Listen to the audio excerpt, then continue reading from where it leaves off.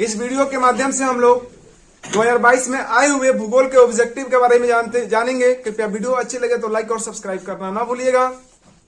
और बिना किसी विलंब के हम लोग शुरू करते हैं इस वीडियो को। तो पहला प्रश्न है, मुद्रण कला का आविष्कार कहाँ हुआ था? तो मुद्रण कला का आविष्कार कहेंगे सबसे पहले चीन में हुआ था। कहाँ पे हुआ था? चीन में हुआ था। और कोई पूछ दे कि कागज का आविष्कार सबसे पहले कहाँ हुआ था? चीन में हुआ था। कहाँ पे हुआ था? चीन में हुआ था। दूसरा प्रश्न आपका यही है कि विश्व में प्रथम पेपर मिल की स्थापना कहाँ की गई थी? यानी कहेंगे चीन में की गई थी। अगला प्रश्न है मिरात उल अखबार के संस्थापक कौन है? तो कहेंगे राजा राम मोहन राय है। क्या है? राजा राम मोहन राय है। क्या है? अगला है कि कौन तापीय विद्युत परियोजना बिहार में है? करे कांटी तापीय परियोजना बिहार में है? कहेंगे हाँ है। कहलगांव तापीय परियोजना कहाँ है? बिहार में है। नवीनगर तापीय विद्युत परियोजना कहाँ है? तो कहेंगे बिहार में। ये तीनों के तीनों कहाँ पे है? बिहार में है। ठीक है। अगला प्रश्न है कि ऑल इंडिया रेडियो का नाम बदलकर आकाशवाणी कब कर दिया गया? तो कहेंगे 1957 ईस्वी में। कब कर दिया गया? 1957 ईस्वी में। अगला है एल्युमिनियम किस खनिज से संबंधित है? कर कि तांबा। तांबा अलग धातु है, एल्युमिनियम अलग धातु है। कहेंगे इसका संबंध इससे नहीं है। कर अवरक। अवरक का है भैया एक अधातु है जो चट्टानों यानी कि पुरानी चट्टानों के शैलों से प्राप्त किया जाता है। कहेंगे तुम ही नहीं हो सकते। अगला दिया लौह अयस्क। लौह अयस्क से एल्युमिनियम नहीं प्राप्त किया जाएगा। फिर कर चौथा में दिया है बॉक्साइट अयस्क। कहेंगे हाँ इससे यानी एल्युमिनियम का एक अयस्क बॉक्साइट होता है। कहेंगे बॉक्साइट सीधा राइट आंसर यानी बॉक्साइट सही है। अगला प्रश्न है कि नंदा देवी राष्ट्रीय उद्यान कहाँ स्थित है? तो कहेंगे कहाँ स्थित है? उत्तराखंड में स्थित है। कहाँ पे स्थित है? उत्तराखंड में। और पहले वाले वीडियो में पढ़ते कि गिर राष्ट्रीय उद्यान कहाँ स्थित है? तो गुजरात में है। कैमूर राष्ट्रीय उद्यान कहाँ है? बिहार में है। वाल्मीकि राष्ट्रीय उद्यान कहाँ है? बिहार में है। पलामू राष्ट्रीय उद्यान कहाँ है? तो झारखंड में है। बिहार मत कहिएगा, झारखंड कहिएगा। झारखंड बिहार से कब अलग हुआ? 2000 ईस्वी में। पश्चिम बंगाल कब अलग हुआ? 1900 कब अलग हुआ? 1912 ईस्वी में अलग हुआ। कोई दिक्कत है? अगला कह रहा है कि मनरेगा शुरू हुई थी। सबसे पहले मनरेगा कहाँ पे शुरू हुआ था? तो कहेंगे आंध्र प्रदेश में हुआ था। कहाँ पे हुआ था? आंध्र प्रदेश में हुआ था। अगला कह रहा है कि निम्न में से कौन आर्थिक आधारभूत संरचना की अंग है? तो कहेंगे शिक्षा है। और फिर कह रहा है कि WTO की स्थापना कब हुई थी? इससे पहले भी पहले वाले वीडियो में पढ़े थे। कब हुई थी? 1995 ईस्वी में। कब हुई थी? WTO का पूरा नाम क्या होता है? वर्ल्ड ट्रेड ऑर्गेनाइजेशन होता है। क्या होता है? वर्ल्ड ट्रेड ऑर्गेनाइजेशन होता है। और WHO का पूरा नाम क्या होता है? तो वर्ल्ड हेल्थ ऑर्गेनाइजेशन होता है। और GST का पूरा नाम क्या होता है? तो गुड सर्विस टैक्स होता है। ATM का पूरा नाम क्या होता है? तो ऑटोमेटिक टेलर मशीन होता है। कोई दिक्कत है?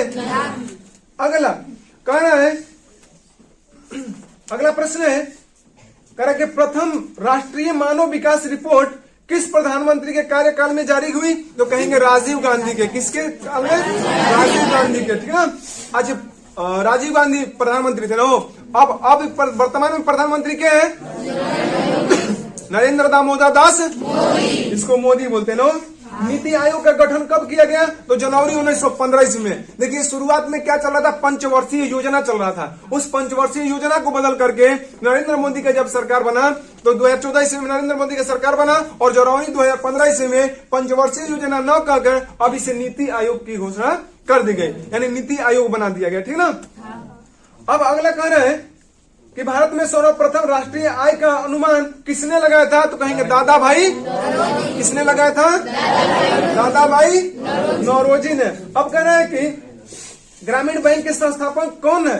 कह रहे कि दिया है प्रोफेसर मोहम्मद यूनुस, अमात्य सेन, बीमल जलान, सी रंगराजन दिया हुआ है। तो कहेंगे प्रोफेसर मोहम्मद यूनुस थे। क्या? अगला करें बिहार में अति जल दोहन किस तत्व के संकेंद्रण से बड़ा है? तो कहेंगे आर्सेनिक। ऑर्गेनिक नहीं, आर्सेनिक। क्या है? आर्सेनिक। करे चिपको आंदोलन के प्रवर्तक कौन थे? तो सुंदरलाल बहुगुणा। कौन थे? सुंदरलाल बहुगुणा। देखिए इस चिपको आंदोलन के मतलब चिपको से लग रहा है चिपक जाओ, नहीं हो तो चिपको में क्या हुआ? चिपक गए होंगे कहीं लोग। तो देखिए क्या हुआ था कि अंग्रेजी सरकार द्वारा जंगलों को कटवाया जा रहा था, समझ गए, लकड़ियां का अपने यहाँ लेकर जा रहा था। तो जंगलों को कटाई को रोकने के लिए ये सुंदरलाल बहुगुणा द्वारा एक आंदोलन का गठन किया गया, यानी कि एक कह सकते हैं एक समूह का गठन किया गया जो एक आंदोलन का रूप ले लिया और जा करके लोग पेड़ से चिपक गए और कहे कि पेड़ काटना होगा तो पहले हमें काटना होगा। अर्थात जंगलों को बचाने के लिए और पेड़ के कटाई को रोकने के लिए सुंदरलाल बहुगुणा के नेतृत्व में एक आंदोलन चल पड़ा। क्या चल पड़ा हो? इसे चिपको आंदोलन के नाम से जाना जाता है। लोग पेड़ से जाकर के क्या हुए, चिपक गए, कहे कि पहले हमको काटिए तब पेड़ को काटिए। इस प्रकार से उस क्या किया, पेड़ की कटाई को रोक दिया गया, यानी जंगलों की सफाई को रोक दिया गया अंग्रेजी सरकार द्वारा। अगला प्रश्न है, कह रहे कहां पे हम लोग पहुंचे हैं वो, कह रहे निम्न में कौन अनवीकरणीय संसाधन है। अब नवीकरणीय अनवीकरणीय का मतलब क्या होता है? देखो भाई, नवीकरणीय का मतलब होता है बार बार उपयोग कीजिए, बार बार अपने आप प्रकृति के द्वारा उत्पत्ति की जाती है तुरंत, समझ गए। जैसे सूर्य के प्रकाश है और हम सौर प्लेट लगा दे रहे हैं, ठीक, और सूर्य के प्रकाश से सौर प्लेट लगा करके विद्युत ऊर्जा के उत्पादन कर रहे हैं, ठीक है। तो भैया सौर ऊर्जा का सूर्य के प्रकाश उड़ाएगा, कितना यूज कीजिएगा उड़ाएगा, कितना भी यूज कीजिएगा तो ना हो रही, तो नहीं ना हो रही, तो ये क्या है भैया, नवीकरणीय संसाधन है। ए भैया पवन चक्की चला करके, पवन चक्की चला दिया, टरबाइन यानी कि डायनेमो लगा करके, अब उसका क्या कीजिए कि विद्युत धारा का निर्माण कीजिए पवन चक्की चला करके, तो हवा उड़ाएगा नहीं उड़ाएगा। तो ये अनवीकरणीय संसाधन है कि नवीकरणीय? नवीकरणीय है। क्या है? नवीकरणीय है। ए भैया जल विद्युत परियोजना के नाम सुने हैं, यानी कि नदिया पर डैम बना दिया था, यानी बांध बना दिया जाता है, बांध बना करके ऊंचा से पानी गिराया जाता है। देखिए क्या किया जाता है उसमें, भाई नदी आए ना तो नदिया पर क्या किया जाएगा कि बांध बना दिया जाता है। क्या किया जाता है? बांध बना दिया जाता है। आई वो यहीं पर टरबाइन यानी कि डायनेमो लगा दिया जाता है, और डायनेमो लगा करके क्या किया जाता है, जब डायनेमो लगा दिया जाता है तो इसमें एक पुली लगा दिया जाता है और उसके सहारे एक पट्टा लगा दिया जाता है। अब पट्टा में क्या होता है, एक सीढ़ी नुमा ऐसे बना दिया, थैलीनुमा संरचना बना दी जाती है। तो अब ऐसे ये आती है, यहाँ से पनिया ऊपर से गिरता है इस पे, समझ गए हो। जब ऊपर से पनिया गिरेगा तो ये भारी हो जाएगा, तो भारी हो जाएगा तो ये नीचे जाएगा, और नीचे आके जैसे ही इधर आता है पनिया क्या होता है, गिर जाता है, ये ऊपर जाने लगता है। ये क्रिया क्या होती है, जारी रहती है, और डायनेमो घूमने लगता है। जब डायनेमो लगातार घूमने लगता है तो यहाँ पे क्या होता है, विद्युत के उत्पादन होने लगती है। पहले नदिया की पनिया कहाँ बह के जा रहा था, समुद्र में, सागर महासागर में गिर रहा था, तो क्या होता है उसका उपयोग नहीं हो पा रहा था। लेकिन जब बांधवा बना दिया जाता है तो यहाँ पे बिजली का उत्पादन होने लगी। बिजली का उत्पादन हो रही है ना, क्या पनिया उड़ा रहा है, वही पनिया न है, ये पनिया बिजली बना देने से उड़ा जा रहा है ना। ये भैया दूसरी फायदा क्या होती है कि यहाँ जो बंध बना दिया जाता है तो यहाँ से नहर निकाल दिया जाता है जो किसानों की सिंचाई के लिए उपयोगी हो जाती है, समझ गए। अब कभी कभी सूखा पड़ता है तो इस बांध में के पानी स्टॉक करके रखा रहता है और उस पानी का उपयोग सिंचाई करने में, पीने में भी उपयोग कर लिया जाता है, समझ गए हो। और दूसरी बात, तीसरी और फायदा क्या है कि यहाँ पे हम लोग जल परिवहन का भी उपयोग कर लेते हैं एक स्थान से दूसरे स्थान तक जाने के लिए, क्योंकि पानी की मात्रा क्या होती है, जल स्तर बढ़ जाती है। चलिए अगला बताते हैं। अच्छा अभी हम लोग नहीं जाने ना हो पूरा। अब कह रहा है कि ये क्या है, नवीकरणीय संसाधन है। क्या है? नवीकरणीय संसाधन है। कहेंगे जल विद्युत परियोजना कैसी है, नवीकरणीय है। पवन चक्की नवीकरणीय है, सौर ऊर्जा नवीकरणीय है। लेकिन जो कोयला है, कोयला का नाम सुना है, ये जो कोयला है हजारों लाखों वर्ष पहले, ठीक ना, जंगलों में उपस्थित पेड़ पौधे और जानवरों के मृत शरीर पृथ्वी तल के अंदर जमा हो गए, जो ऑक्सीजन से वंचित होकर के ताप और दाब के फलस्वरूप क्या हो गई है, कोयला और पेट्रोलियम में बदल गए, ठीक है। और ये कोयला और पेट्रोलियम एक निश्चित मात्रा में उत्पत्ति हुई होगी कि नहीं हुई होगी। तो अब जैसे हम उसका उपयोग करते हैं तो वो कम होने लगता है। क्या होता है भैया, कम होने लगता है और जल्दी बनता नहीं है। उसे बनने में लाखों करोड़ों वर्ष लग जाते हैं, हजारों लाखों वर्ष लग जाते हैं कोयला बनने में, समझ गए हो। तो ये कम होता है ना, तो ये क्या है, अनवीकरणीय संसाधन है। क्या है? अनवीकरणीय संसाधन। समझ में आ रही है कि नहीं आ रही है। यानी कोयला को जीवाश्म ईंधन भी हम कह सकते हैं, क्योंकि जीवों के अवशेष से बने ईंधन को जीवाश्म ईंधन कहा जाता है। तो अब आते हैं, जरा देखिएगा, हम लोग ऑप्शन में दिया गया है सौर ऊर्जा, कहेंगे कौन सौर ऊर्जा नवीकरणीय क्या नवीकरणीय? फिर दिया जीवाश्म ईंधन क्या है? और नवीकरणीय इसमें चुनना था। अब आप लोग चुन सकते हैं कि नहीं चुन सकते? अब यह फिर दिया है जल विद्युत परियोजना कैसी है? पवन चक्की। आगे कह रहे कि बिहार का सर्वाधिक जनसंख्या वाला जिला कौन है? तो कहेंगे पटना है। कौन है? पटना है। कौन है? पटना है। अगला कह रहे हैं कि भारत में मुख्यतः किस प्रकार के कोयला पाया जाता है? तो कहेंगे भारत में मुख्यतः यानी कि मुख्य रूप से यानी अधिक रूप में बिटुमिनस पाया जाता है। क्या पाया जाता है? बिटुमिनस। और बिटुमिनस कोयला को मुलायम कोयला भी कहता है। और कोयला की 4 प्रजातियां होती है। पहला होता है एंथ्रासाइट। पहला क्या होता है? एंथ्रासाइट। दूसरा बिटुमिनस। तीसरा होता है लिग्नाइट। और चौथा होता है पीट। क्या होता है? पीट होता है। तो सबसे उच्च किस्म की जो कोयला होती है ना एंथ्रासाइट होती है, और सबसे निम्न किस्म की जो कोयला होती है पीट होती है। समझ में आ रही है? यानी कि एंथ्रासाइट में कार्बन की मात्रा अत्यधिक पाया जाता है, सबसे अधिक, और पीट में सबसे कम पाया जाता है। कार्बन का संबंध कोयला से ही है, यानी कि कोयला को हम लोग कार्बन कह सकते हैं, कोई दिक्कत नहीं है। कभी कभी कहा जाता है कि वह कौन सा चीज है जो खरीदने पर काला, जलाने पर लाल, आप फेंक दीजिएगा तो उजला हो जाता है। वो कोयला है। क्या भैया? यानी खरीदिएगा कलर रहेगा, जला दीजिएगा लाल हो जाएगा, और जब फेंकने जाएगा कब जब बुता जाएगा तब है ना उजला उजला हो जाता है। समझ गए हो? चलो भाई आगे बढ़ते हैं। अगला कह रहे हैं कि भारत में सर्वाधिक वर्षा किस स्थान पर होती है? तो कहेंगे मासिनराम मेघालय में क्या वर्षा सबसे अधिक होती है। अब मासिनराम मेघालय से पहले कहाँ पे होती थी? तो चेरापूंजी में होती थी। कहाँ होती थी? चेरापूंजी में। लेकिन पहले वाला नहीं, फिलहाल वाला पूछ रहा है, तो मासिनराम मेघालय कहेंगे। अगला क्या है? अगला क्या है? बिहार की प्राचीनतम नदी घाटी परियोजना कौन है? तो कहेंगे दामोदर नदी घाटी परियोजना है। कौन है? दामोदर नदी घाटी परियोजना है, जिसकी शुरुआत 7 जुलाई 1948 ईस्वी को की गई थी।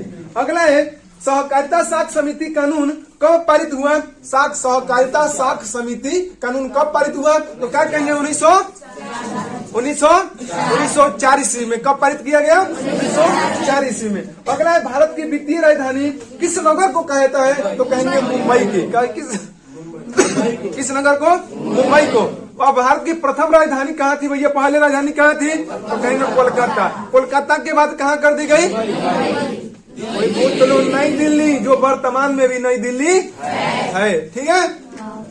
अगला प्रश्न है, अगला में कह रहे हैं कि भारत की सकल घरेलू उत्पाद में किस क्षेत्र का सर्वाधिक योगदान है? तो कहेंगे सेवा क्षेत्र का है। किसका क्षेत्र योगदान है?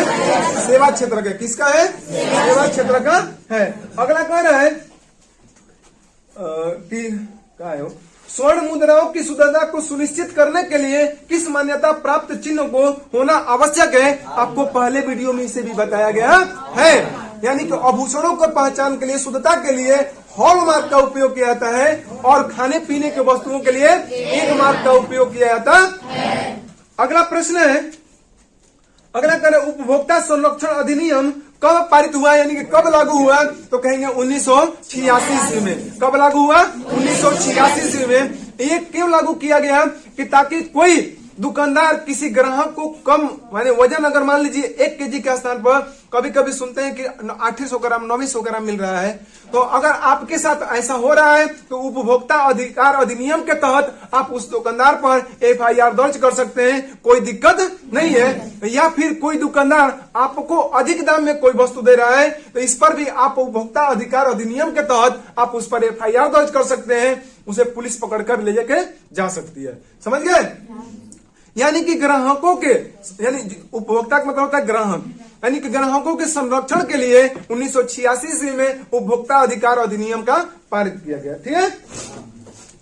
अगला है कि बिहार का शोक नदी किसको कहा जाता है? तो कहेंगे कोसी नदी को कहा जाता है। अब देखो कोसी नदी बकलोलवा आता है कहां से हो?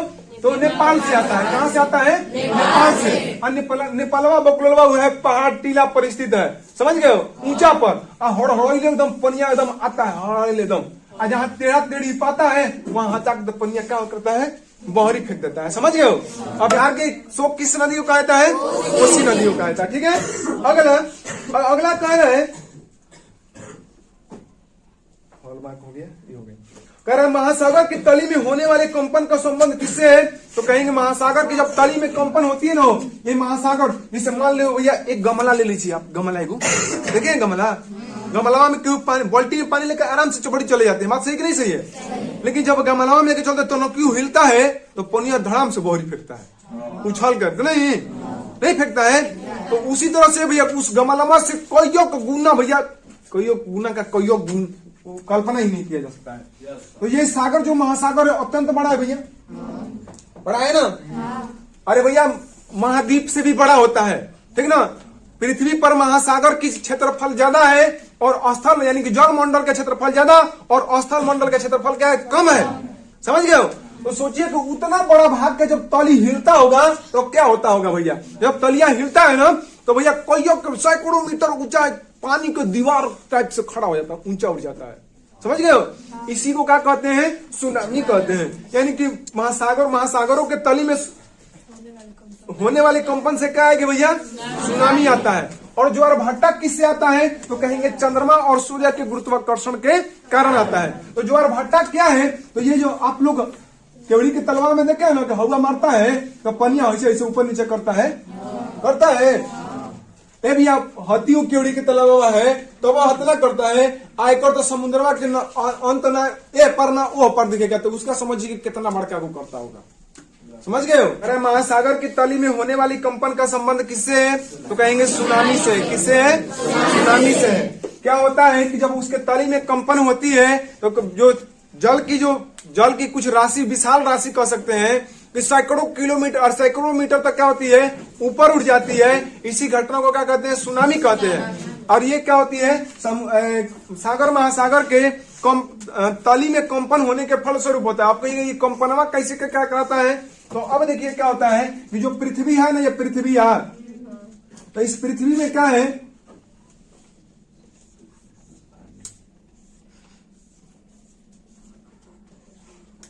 इस पृथ्वी के जो केंद्रीय भाग में भैया खोलते हुए लोहा, चट्टान इत्यादि क्या चीज पाए जाते हैं, खोलते हुए अवस्था में पाए जाते हैं, यानी कि पिघले हुए अवस्था में पाए जाते हैं। तो अब जरा कल्पना कीजिए नॉनी को कुकर में तनकी से पानी भैया गर्म करते हैं तो मार सीटी मारने लगता है, ना मरता है, गर्म करते हैं। तो अब इसका भैया कोई गुना भैया मात्रा में, अत्यधिक मात्रा में, एक से कोई गुना ज्यादा गर्म पृथ्वी के केंद्र में है। अब जहां सागर महासागर होता है ए भैया, वहां पे तो खाल रोबे ना करेगा वैसे वो भैया 11 किलोमीटर भैया, मैरियाना करते 11.02 किलोमीटर है, समझ गए हो। तो भैया उतना यह गहराई है, तो यानी कि भैया वहां पे तले क्या होगा, वहां पे जो पृथ्वी की जो कह सकते हैं सतह जो होती है कम मोटी होती है, समझ गए। और जो भूमंडल है, भूस्थल है, वहां पे ज्यादा मोटा होगा। तो ये जहां पे कमजोर पाएगा उजगे हिलाएगा, उजगे समय निकलना चाहेगा। जो गैस बनाएगी, गैस रहेगा पृथ्वी के, जो ज्वार भाटा यानी लावा ज्वार सब निकलेगा, तो कहां से, वहां से जब निकलेगा तो उसको क्या करेगा, कंपन करेगा। क्या करेगा भैया, तो उनकी सब पानी बैठाते हैं, मार तो कंपन कराने लगता है। तो अब ये समझिए कितना कराएगा, जब ये कराता है तो सुनामी की उत्पत्ति हो जाती है, समझ गए। अब ज्वार भाटा क्या है, तो कहेंगे कि जल के राशि को, जैसे मान लीजिए पोखरवा है ना केवड़ी वाला, पोखरा में देखते हैं हवा बहता है तो जैसे पानी हिलता है ना, ऐसे ऊपर नीचे करता है, तो ऊपर उठता है ज्वार, नीचे गिरता है भट्टा कहते हैं, दोनों का सम्मिलित रूप से ज्वार भट्टा कहते हैं। और समुद्र में हत्ती ना उठता है, पूरा ऊंचा तक जाता है और ऊंचा से आकर गिरता है, समझ गए। तो इस उठने की घटना को क्या कहते हैं, जल राशि को ऊपर उठने की घटना को ज्वार और नीचे गिरने की घटना को भट्टा, और दोनों को सम्मिलित रूप से ज्वार भट्टा कहते हैं। अब आगे आते हैं, तो हम लोगों से ये कह रहे हैं कि महासागर के तली में होने वाली कंपन का संबंध किससे है, तो क्या कहेंगे, सुनामी से है। क्या कहेंगे, सुनामी से है। अब कह रहे हैं कि संसाधनों की खोज एवं प्रबंधन के लिए किस उपग्रह का उपयोग किया जाता है, तो कहेंगे सुदूर संवेदी उपग्रहों का उपयोग किया जाता है। अगर करें कि मोपला विद्रोह कहाँ हुआ था, तो कहेंगे केरल में हुआ था। और केरल में कहाँ हुआ था, तो मालाबार तट पे हुआ था। कहाँ हुआ था, मालाबार तट पे हुआ था। कहाँ पे हुआ था, उस समय क्या किया गया था कि अनेक अंग्रेजों को भी और अनेक आम पब्लिक को भी सरेआम कत्ल कर दिया गया था। वहां की जो धरती है ना, मोपला विद्रोहियों यानी कि मोपला की जो धरती है, वहां पे मोपला विद्रोह हुआ था, वहां पे जमींदारों के खून से वहां की धरती लाल कर दी गई थी, समझ गए। इसी विद्रोह को भारतीय इतिहास में मोपला विद्रोह के नाम से जाना जाता है। अगला है, कह रहे हैं कि भारत की प्राचीनतम कोयले की खान कौन है? तो कहेंगे भारत की प्राचीनतम कोयले की खान जो है रानीगंज है। रानीगंज कहाँ है? तो कहेंगे पश्चिम बंगाल में है। पश्चिम बंगाल में वर्धमान के निकट है। अच्छा, वर्धमान महावीर के बचपन का नाम क्या था पता है? वर्धमान था। क्या था? वर्धमान था। अगला प्रश्न है, कह रहे हैं कि भारत में पहली जूट मिल कहाँ स्थापित की गई? तो कहेंगे भारत में पहली जूट मिल कहाँ? कोलकाता में। कोलकाता किसकी राजधानी है? पश्चिम बंगाल की राजधानी है। ये पहले वीडियो में भी बताया जा चुका है। अगला कह रहे हैं कि अंतर्राष्ट्रीय श्रमिक संगठन का मुख्यालय कहाँ है? तो कहेंगे जनेवा में है। कहाँ पे है? जनेवा में है। अगला कह रहे हैं कि सिंगापुर कब आजाद हुआ? तो कहेंगे 1965 ईस्वी में आजाद हुआ था। अगर अगला कह रहे हैं कि भारत किसका सदस्य नहीं है? कह रहे कि द6 का सदस्य कहेंगे है G15 का है, WTO का है। अब ये किसका नहीं है? तो ओपेक का नहीं है। ओपेक जो है पेट्रोलियम उत्पादन करने वाले राष्ट्रों का क्या है? संगठन है। अगला कह रहे कि भारत में सबसे ज्यादा बड़ा मानव निर्मित जलाशय कौन है? तो कहेंगे गोविंद वल्लभ पंत सागर है। गोविंद वल्लभ पंत सागर है, ये सबसे बड़ा मानव निर्मित जलाशय है। अगला है, कह रहे मानचित्र में नीले रंग का माने नीले रंग द्वारा किस भाग को दर्शाया जाता है? तो कहेंगे मानचित्र में नीले रंग द्वारा जल मंडल यानी कि जल के राशि को नीले द्वारा दर्शाया जाता है, यानी नीले कलर से दर्शाया जाता है। अगला है, कह रहे गुजरात का कच्छ प्रदेश किस भूकंपीय पेटी के अंतर्गत आता है? तो कहेंगे जोन 5 के अंतर्गत आता है। जो गुजरात के कच्छ का रण है, गुजरात का सबसे बड़ा जिला है। अगला कह रहे हैं उत्तर रेलवे का मुख्यालय कहाँ है? तो कहेंगे भैया नई दिल्ली है। कहाँ है? नई दिल्ली। अब पूर्वी रेलवे का कोलकाता कहेंगे। अगला है कि भारत में संवैधानिक अध्यक्ष कौन होता है? तो कहेंगे राष्ट्रपति होता है। कौन होता है? राष्ट्रपति होता है। अगला कह रहे हैं अंकुरवाट का मंदिर कहाँ स्थित है? तो कहेंगे कंबोडिया में स्थित है। कहाँ पे स्थित है? कंबोडिया में स्थित है। अगला कह रहे हैं सूचना अधिकार अधिनियम कब लागू किया गया? तो कहेंगे 2005 ईस्वी में लागू किया गया। कब लागू किया गया? 2005 ईस्वी में। अगला कह रहे हैं कि भारतीय जनता पार्टी के प्रथम अध्यक्ष कौन थे? तो कहेंगे अटल बिहारी वाजपेयी के प्रथम अध्यक्ष। और वर्तमान में कौन है? तो नरेंद्र दामोदर दास मोदी है।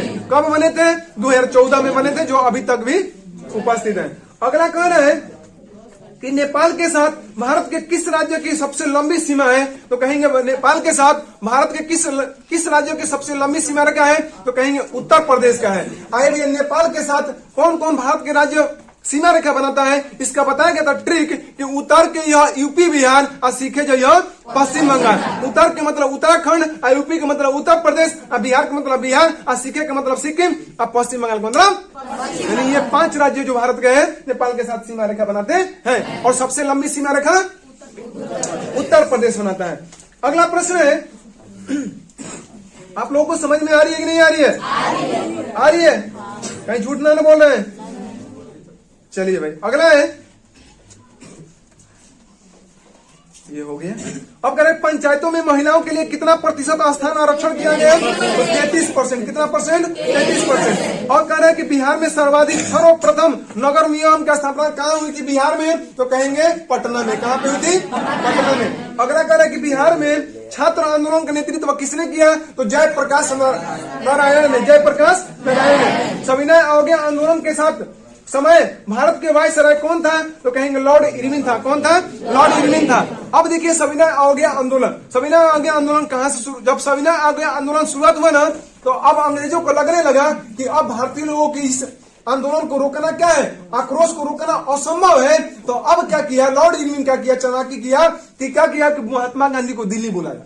कहाँ बुलाया? कहा कि गांधी बुढ़ाऊ के बुलाया, कहा कि आइए एक समझौता कर लिया जाए। और उस समझौता के तहत क्या कर दिया लॉर्ड इरविन?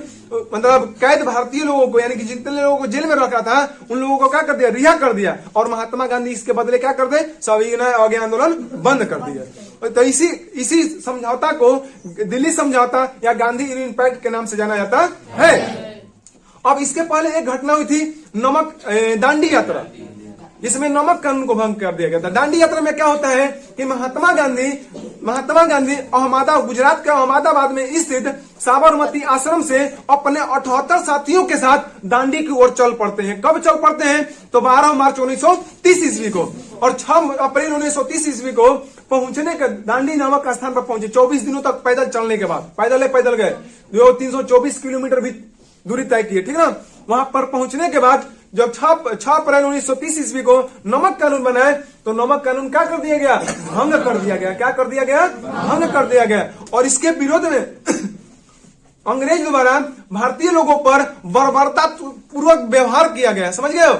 इसी घटना को भारतीय आंदोलन और भारतीय इतिहास में कह सकते हैं कि दांडी यात्रा के नाम से जाना जाता है या नमक कानून के नाम से जाना जाता है। नमक कानून नहीं कह सकते, दांडी यात्रा कहेंगे। चलिए अगला है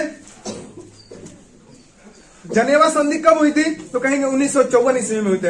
अब कहें चौरा चौरी कांड कब हुआ था, तो 1922 ईस्वी में हुआ था। कब हुआ था, 1922 ईस्वी में। इसका कारण क्या था कि जब 1920 ईस्वी में असहयोग आंदोलन की शुरुआत की गई। कब क्या की गई थी, असहयोग आंदोलन की शुरुआत 1920 ईस्वी में की गई थी।